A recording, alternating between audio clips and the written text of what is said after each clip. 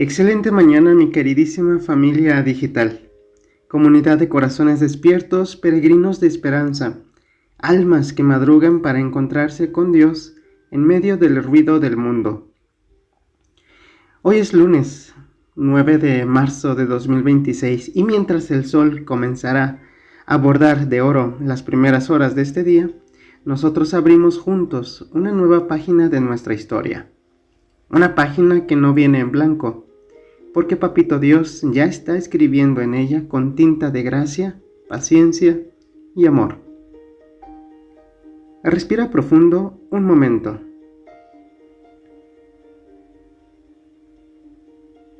Detente un segundo en medio de todo. Y encomendemos este día al Padre. Que podamos decir juntos, tú y yo: Papito Dios, aquí estamos. Aquí estamos con nuestras alegrías pequeñas, nuestras luchas silenciosas, nuestros sueños que todavía buscan horizonte. Hoy queremos vivir con más amor en lo cotidiano, en lo sencillo, en lo que nadie aplaude pero que construye el reino. Que nuestras palabras siembren paz, que nuestras decisiones respiren misericordia y que nuestros pasos caminen siempre hacia la vida. Del evangelista San Lucas. En aquel tiempo Jesús llegó a Nazaret, entró a la sinagoga y dijo al pueblo: Yo les aseguro que nadie es profeta en su tierra. Había ciertamente en Israel muchas viudas en los tiempos de Elías, cuando faltó la lluvia durante 3 años y medio, y hubo un hambre terrible en todo el país. Sin embargo, a ninguna de ellas fue enviado Elías, sino a una viuda que vivía en Sarepta, ciudad de Sidón. Había muchos leprosos en Israel, en tiempos del profeta Eliseo. Sin embargo, ninguno de ellos fue curado sino Naamán, que era de Siria. Al oír esto, todos los que estaban en la sinagoga se llenaron de ira, y levantándose, lo sacaron de la ciudad y lo llevaron hasta una barranca del monte sobre el que estaba construida la ciudad, para despeñarlo. Pero él, pasando por en medio de ellos, se alejó de allí. Palabra del Señor. Hoy el Evangelio nos coloca ante una escena intensa, casi dramática. Jesús en su propio pueblo, en Nazaret, en la sinagoga donde probablemente había rezado desde niño, el lugar donde lo vieron crecer, donde conocían a su familia, donde sabían su nombre. Pero algo sucede.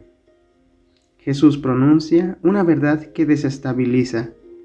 Dice algo que rompe los esquemas religiosos y sociales de su tiempo: que Dios no se deja encerrar en fronteras humanas, que la gracia no tiene pasaporte, que la misericordia no responde a nacionalismos espirituales.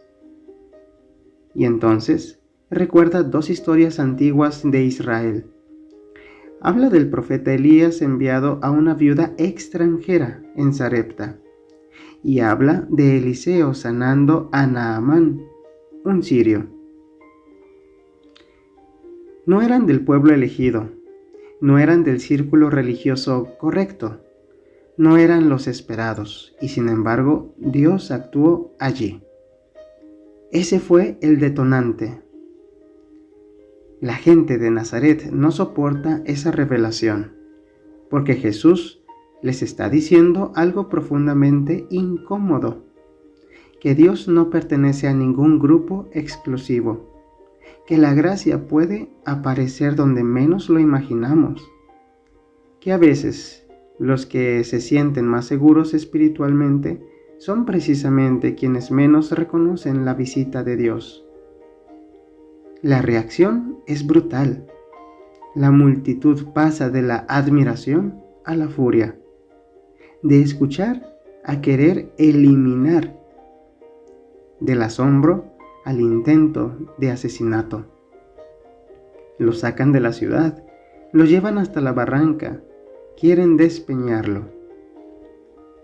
Es impresionante cómo El Evangelio desnuda una realidad profundamente humana, la verdad, cuando toca nuestros privilegios interiores, cuando puede despertar violencia. El problema no era Jesús, el problema era el espejo que Jesús ponía frente a ellos. Porque el profeta es justamente eso en la tradición bíblica. Alguien que rompe las ilusiones cómodas. En la espiritualidad patrística, especialmente en los padres del desierto, se decía que la palabra de Dios es como una lámpara en una cueva profunda. No hiere por maldad, hiere porque revela. Nazaret representa algo que todos llevamos dentro.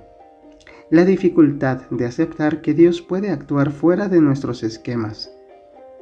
¿Cuántas veces nosotros también construimos pequeñas sinagogas interiores donde creemos que Dios debe comportarse como nosotros esperamos?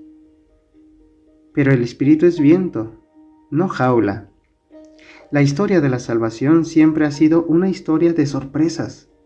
Desde Abraham saliendo de su tierra, hasta Moisés hablando con una zarza que arde, hasta María escuchando a un ángel en una casa humilde de Nazaret. Dios siempre rompe las previsiones humanas.